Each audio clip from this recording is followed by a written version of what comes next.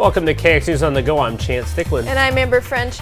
A man who was arrested in a case of stealing copper wire from a coal mine near Underwood is now pleading guilty. Brian Backman was arrested and charged along with two other people in McLean County, or after McLean County Sheriff deputies say they had broken into the Falkirk mine to steal copper wire on several occasions. A spokesperson for the mine told investigators the damage cost the company more than $500,000.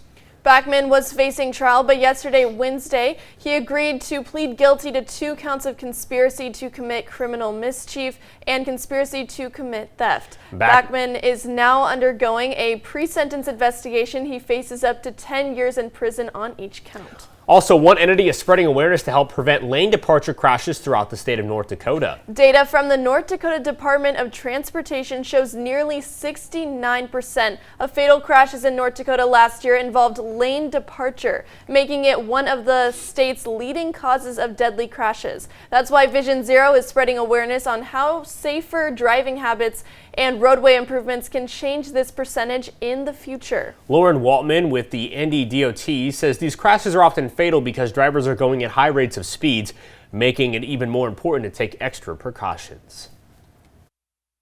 We want to promote to drive distraction free, making sure that you're putting your phones away when you get into the vehicle, doing whatever you can to keep your focus on driving and driving defensively, making sure that you're pulling over if you're feeling drowsy, take a nap if you need to, focus on the road, not what's happening in the vehicle, and definitely always drive sober as well. So of fatal single vehicle lane departure crashes in North Dakota, 78% ended in rollovers and 22% involved hitting fixed objects. Also, 11 rural communities are getting a big boost for their grocery stores, but where that money is coming from and how it may benefit you.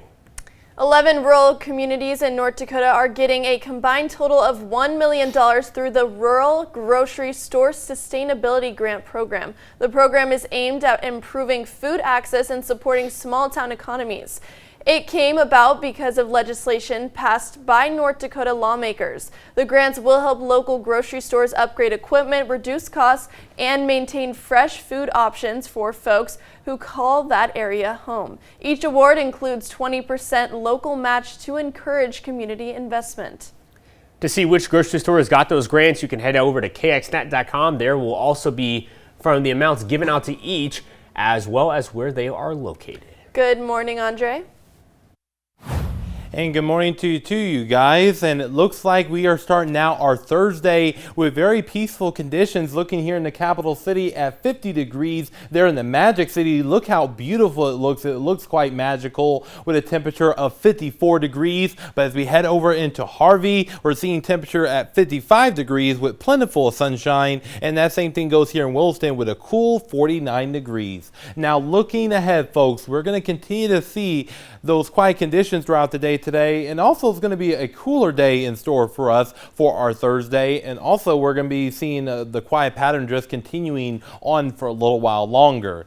Now we are seeing a cold front that's in the progress of pulling through the state, and that is going to allow for us to see a northerly flow around here, bringing us the dry air and also bringing us slightly cooler temperatures for our Thursday. So that's something to really look forward to. And then this area of high pressure will then move its way towards the east as we head into our Friday, and that's going to help increase those temperatures. Now looking at our current temperatures right now, our temperatures are mainly in the 40s and the 50s, and we have a 50 degree here in Bismarck, 46 in Hazen, and we even have a 45 degrees there in Hettinger, and even 45 degrees there in Crosby. So it is a relatively cool to mild start to our day. Now looking at our highs for today, it will mainly be in the 70s, so it is going to be feeling a little bit more like fall, but not quite there yet. More on that late summer sort of day feel. So you're just going to have to wait a little while longer if you guys like the fall-like weather.